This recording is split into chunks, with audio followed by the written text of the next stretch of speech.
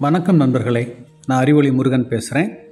இன்றைக்கி நாம் பார்க்க போகிற அறிவொளி சிறுகதை கழுதை கழுதை என்ற குழந்தை கதை. ரோஜர் டுவைசின் என்ற புகழ்பெற்ற ஓவியர் உருவாக்கிய கதை. கதை இதுதான். அது ஒரு பண்ணை. அங்கு பல விலங்குகள் இருந்தன. கழுதை, குதிரை, பசு, ஆடு, பன்றி, நாய், கோழி எல்லாம் இருந்தன. எல்லாம் நண்பர்களாகவும் இருந்தன. பண்ணையின் உரிமையாளர் ஒரு இரக்கமுள்ள விவசாயி.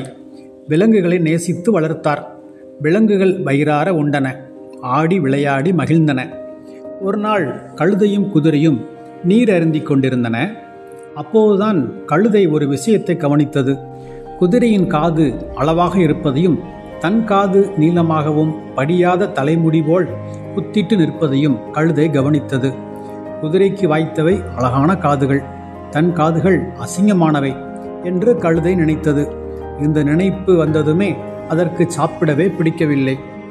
நாய் நண்பனிடம் கழுதை தன் வருத்தத்தை பகிர்ந்து கொண்டது. கவலைப்படாதே என்று தேற்றிய நாய் ஒரு யோசனையை சொன்னது. உன் காது மேல் நோக்கி நிற்கிறது, என் காதை பார், எப்படி மடங்கி தொங்குது.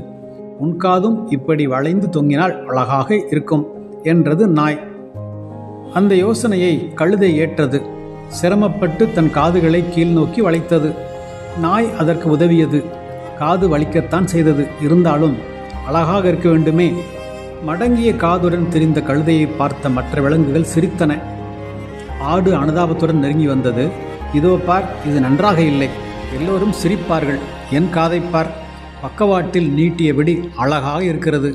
நீயும் உன் காதுகளை பக்கவாட்டில் நீட்டிக்கொள், அழகாக இருப்பாய் என்றது ஆடு. தன் கருத்தை ஆதாரங்களுடன் விளக்கியது. அப்பாவி கழுதை தப்பிக்க முடியுமா? இப்போது காதை பக்கவாட்டில் நீட்டிக்கொண்டது. அதற்கு ஆடும் உதவியது. பக்கவாட்டில் நீட்டிய நீண்ட காதோடு கழுதை நகர்ந்தது. பாவம், நீட்டிய காதை வாசல் நிலையில் இருந்த ஆணி கிழித்து காயம்பட்டது. காயத்தோடும் வலியோடும் கழுதை இரவு முழுக்க அழுதது. பக்கவாட்டில் காதை நீட்டும் முயற்சி தோற்றது. எதற்கும் கலங்காமல் அமைதியாய் இருக்கக்கூடியது பன்றி. ஆலோசனை கேட்டு அதனிடம் சென்றது கழுதை. இதுவரை யாரும் பன்றியிடம் யோசனை கேட்டதில்லை. அதனால் பன்றி அதிகம் பேசியதும் இல்லை. கழுதைக்கு பதில் சொல்ல பன்றி கூடுதல் நேரம் எடுத்துக்கொண்டது. பிறகு, என்னைப் போல் காதை முன்னால் நீட்டிக்கொண்டால் அழகாயிருப்பாய் என்றது பன்றி. கழுதை ஒப்புக்கொண்டது. காதை முன்னால் நீட்டிக்கொண்டது. முன்னால் நீண்ட காது பார்வையை மறைத்தது. தடுமாறி தடுமாறி நடந்தது. அப்போது விவசாயி ஏணியில் ஏறி நின்று வீட்டுக்கு வண்ணம் அடித்து கொண்டிருந்தார். தடுமாறி நடந்த கழுதை அந்த ஏணியில் மோதியது. ஏணி முறிந்தது. ஏணியில் நின்ற விவசாயி கழுதை மீது விழுந்தார். கழுதையின் உடல் முழுக்க காயம். மருத்துவர் கழுதைக்கு கட்டுப்போட்டு மருந்து கொடுத்தார். காயங்கள் நாளடைவில் ஆறிவிட்டன. ஆனால் காது குறித்த வருத்தம் மட்டும் தீரவே இல்லை. ஒரு நாள் வானம்பாடி ஒன்று பறந்து வந்து, நீ நாயல்ல, ஆடல்ல, பன்றியல்ல, நீ கழுதை, நீயாக இரு என்று மெல்லிய கீச்சுக்குரலில் சொல்லிவிட்டு பறந்தது. நாட்கள் நகர்ந்தன.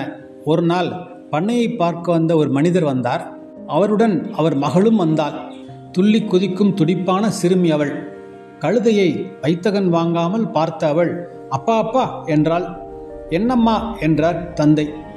அந்த கழுதையை பாருங்கப்பா, எவ்வளவு அழகா இருக்கு என்று வியந்து பேசினாள். பிறகு இன்னும் பரவசமாக சொன்னாள், கழுதையின் காதை பாருங்கப்பா, ரொம்ப அழகா இருக்குப்பா. இந்த வார்த்தைகளை கேட்டதும் கழுதைக்கு சிலிர்த்தது. உடம்பு மனம் எங்கும் ஊடுருவி ஒருவரை புதுப்பிக்கும் வார்த்தைகள் இவை. அடடே, தானும் அழகுதான், தன் காதும் அழகுதான். கழுதையின் வருத்தம் கரைந்தோடியது. இப்போதெல்லாம் பழையபடி நன்றாக சாப்பிட்டு நன்றாக விளையாடுகிறது அந்த அழகான கழுதை. நன்றி நண்பர்களே.